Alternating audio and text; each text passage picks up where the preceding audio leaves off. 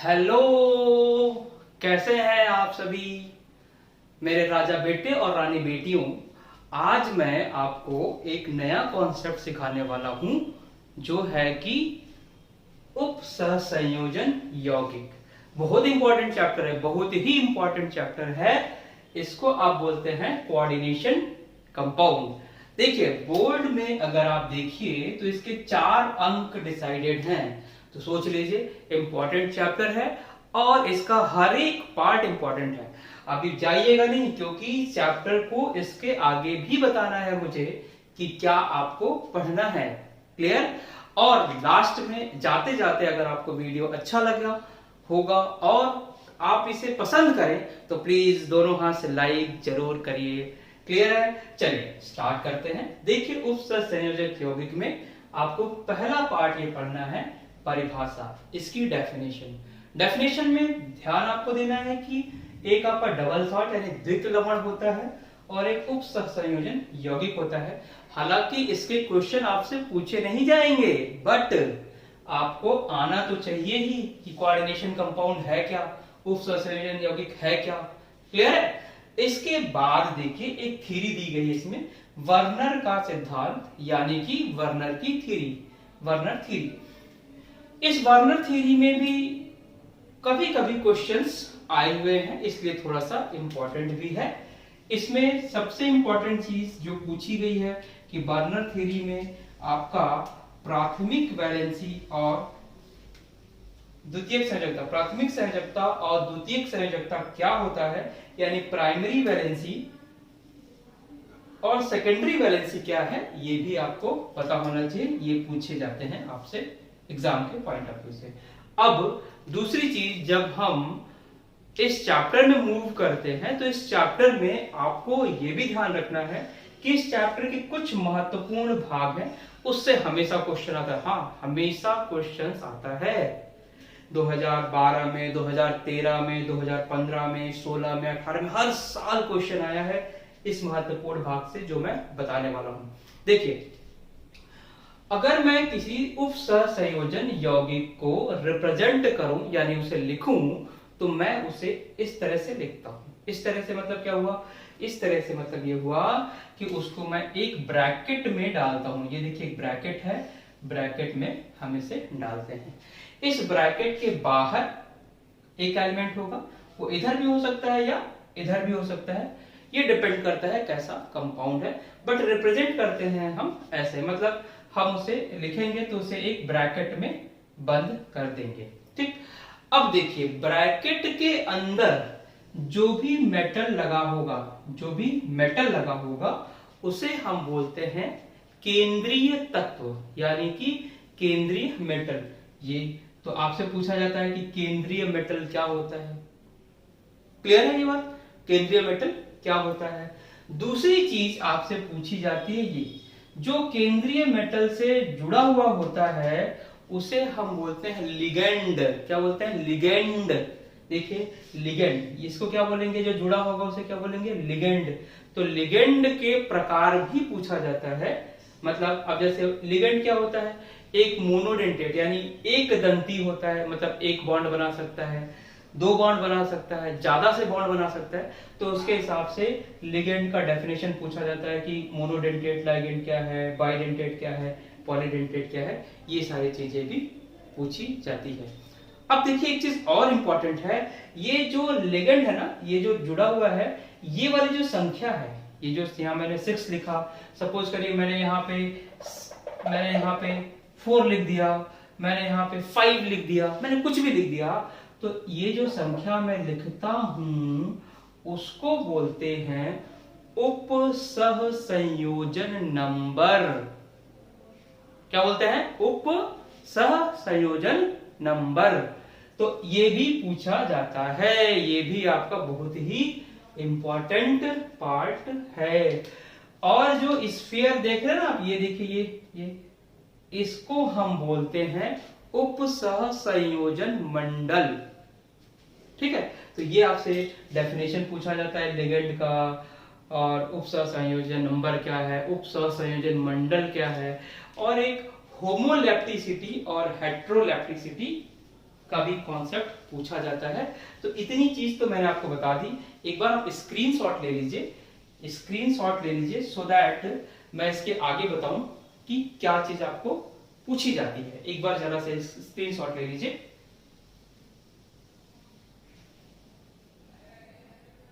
चलिए, ले लिया होगा आपने।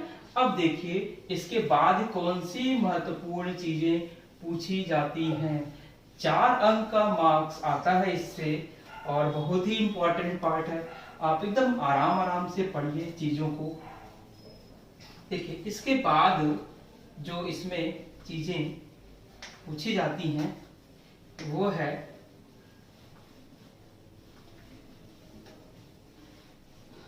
IUPAC naming. क्या? आयुपेशी नामकरण, ये पूछा जाता है। तो आयुपेशी नामकरण जो है आपका, ये मैं लिख रहा हूं यहाँ पे, IUPAC नामकरण, नेमिंग। ये भी आपका क्वेश्चन 2014 में आया हुआ है, 2015 में आया हुआ है, 2016 में आया हुआ है, 2018 में आया। तो बहुत इंपॉर्टेंट पार्ट है ये। अगर आप किसी कंपटीशन की भी तैयारी कर रहे हैं तो उसमें भी जरूर जरूर जरूर आता है, ध्यान रखिएगा। ये मैंने यहाँ देखने में छोटा सा लिखा हुआ है, लेकिन जब ये पढ़ेंगे तो इन सबसे लंबा टॉपिक यही है। क्लियर है? चलिए आगे देखते हैं बच्चों। कैसा लग रहा है आप लोगों को? लाइक देखिए जरूर करिएगा, लाइक करना जरूरी है, ठीक। चलिए इसके बाद हम जो नया टॉपिक पढ़ते हैं इसमें, वो है समावयवता। समावयवता, इसको आप क्या बोलते हैं? आइसोमेरिज्म। क्या बोलते हैं? आइसो। जैसे आपने ऑर्गेनिक में समावयवता 11th क्लास में पढ़ा होगा, सेम वैसा ही है, थोड़ा सा इसमें डिफरेंस होता है। तो इसमें भी समावयवता आपका 2 तरह का होता है। एक होता है संरचनात्मक, संरचनात्मक यानी संरचना से रिलेटेड जो है वो, और दूसरी होती है त्रिविम समावयवता यानी स्टीरियो आइसोमेरिज्म। इसे बोलते हैं त्रिविम, त्रिविम समावयवता, ठीक है। त्रिविम समावयवता, इसे क्या बोलते हैं? Structural isomerism, structural, structural isomerism. इसके देखिए 5 प्रकार होते हैं, वो पांचों प्रकार ही पूछा जाता है। तो जैसे हाइड्रेटेड है, वाटर के थ्रू अगर आप कराते हैं, तो ये मैं अगली क्लास जब इसका आपको आइसोमेरिज्म बताऊंगा उस वाले टॉपिक में इसको डिटेल में मैं बता दूंगा। त्रिविम समावयवता भी आपकी 2 होती है। एक होती है आपकी त्रिविम समावयवता ज्यामितीय समावयवता होती है, जिसे आप ज्योमेट्रिकल आइसोमेरिज्म बोलते हैं, और एक होती है प्रकाशीय समावयवता, ठीक। तो ज्यामितीय समावयवता और प्रकाशीय समावयवता, प्रकाशीय समावयवता, ठीक है। तो ये भी आपको पढ़ना है आइसोमेरिज्म में, इतने पार्ट ये भी आपके आते हैं, श्योर, ठीक। इतने के बाद आपको एक और कुछ थ्योरी इसमें पढ़नी है, कुछ थ्योरी पढ़नी है, वो भी मैं बता देता हूं। इसे भी आप एक बार स्क्रीनशॉट ले सकते हैं।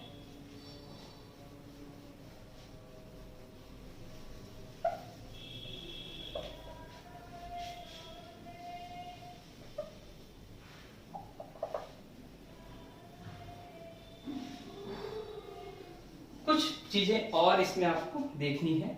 देखिए इतनी चीज पढ़ने के बाद जो इसमें संयोजकता के कुछ रूल दिए गए हैं, संयोजकता के कुछ रूल दिए गए हैं, वो आपको पढ़ना है। जैसे परमाणु ऑर्बिटल सिद्धांत, इसमें आपको क्या पढ़ना है? नेक्स्ट आपको पढ़ना है परमाणु ऑर्बिटल सिद्धांत, ठीक है, एक ये पढ़ना है आपको। और इससे रिलेटेड आपको हाइब्रिडाइजेशन यानी संकरण पढ़ना है। हाइब्रिडाइजेशन से बहुत क्वेश्चन आता है, बहुत इंपॉर्टेंट पार्ट है आपका। तो यहां मैं लिख दे रहा हूं संकरण। संकरण मतलब हाइब्रिडाइजेशन। हाइब्रिडाइजेशन भी आपको पढ़ना है। इसके बाद देखिए और इंपॉर्टेंट एंट्री होती है यहाँ पे, बहुत इंपॉर्टेंट होती है। आपको पता है क्रिस्टल फील्ड थ्योरी बोलते हैं उसे, क्रिस्टल क्षेत्र सिद्धांत भी बोलते हैं हिंदी में। वो क्रिस्टल फील्ड थ्योरी, क्रिस्टल क्षेत्र सिद्धांत, ठीक है, यानी क्रिस्टल फील्ड थ्योरी बोलते हैं, क्रिस्टल फील्ड थ्योरी, ये आपको पढ़ना है। और इसी में आपको पढ़ना है crystal field splitting energy, crystal field splitting energy, crystal क्षेत्र स्थायीकरण ऊर्जा, क्रिस्टल फील्ड स्थायीकरण ऊर्जा, ये भी पढ़ना है। फिर आपको एक छोटा सा टॉपिक पढ़ना है मेटल कार्बोनिल, यानी कि धातु के कार्बोनिल। धातु के कार्बोनिल, इसको मैं डायरेक्ट इंग्लिश में लिख देता हूं, मेटल कार्बोनिल पढ़ना है आपको। और मेटल कार्बोनिल के बाद इस यानी उप सहसंयोजन यौगिक की यूज, उसके एप्लीकेशन पार्ट, उसका महत्व, ये भी आपको पढ़ना है। मतलब इसके बाद क्या पढ़ना है, उपयोग और महत्व किसके, उप सहसंयोजन यौगिक की। तो क्लियर है, इतनी चीज आपको इस चैप्टर में पढ़ना है। क्लियर है बच्चों, मेरे राजा बेटे रानी बेटियों, क्लियर है ये चीजें। फिर से मैं एक बार आपको रिवाइज करा दे रहा हूं कि इसमें आपको क्या क्या पढ़ना है। देखिए उप सहसंयोजन यौगिक में, जिसको कोऑर्डिनेशन कंपाउंड बोलते हैं, 4 अंक निर्धारित है। सबसे पहले आपको परिभाषा पढ़ना है। परिभाषा में द्वितीय लवण और उप सहसंयोजन यौगिक क्या होता है ये जानना जरूरी है। फिर उसके बाद बर्नर थ्योरी जानना जरूरी है। बर्नर थ्योरी में प्राथमिक वैलेंसी और सेकेंडरी वैलेंसी, मतलब प्राथमिक संयोजकता और द्वितीयक संयोजकता जानना जरूरी है। फिर कुछ इंपॉर्टेंट टर्म आपको जानना जरूरी है, जिसमें केंद्रीय तत्व क्या होता है, लाइगेंड क्या होता है, और ऑक्सीकरण नंबर क्या होता है, ठीक है, समावयवन नंबर क्या होता है, ये होमोलैप्टिसिटी, हेट्रोलैप्टिसिटी जानना है।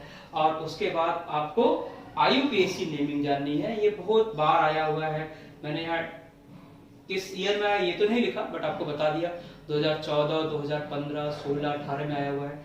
फिर इसमें समावयवता पढ़ना है, आइसोमेरिज्म, संरचनात्मक समावयवता और त्रिविम समावयवता।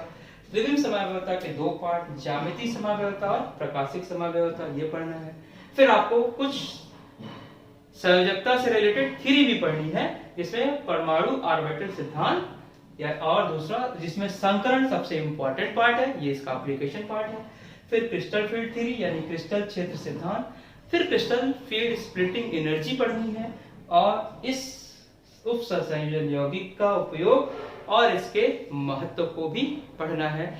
ये परिचय का जो मैंने वीडियो बनाया है, ये एक चैप्टर में क्या क्या पढ़ना है ये आपको पता चल जाएगा इससे। इसके बाद की वीडियो को जरूर देखिएगा, जिसमें मैं अलग अलग पार्ट को, लाइगेंड के बारे में, इसके बारे में सब कुछ बताऊंगा।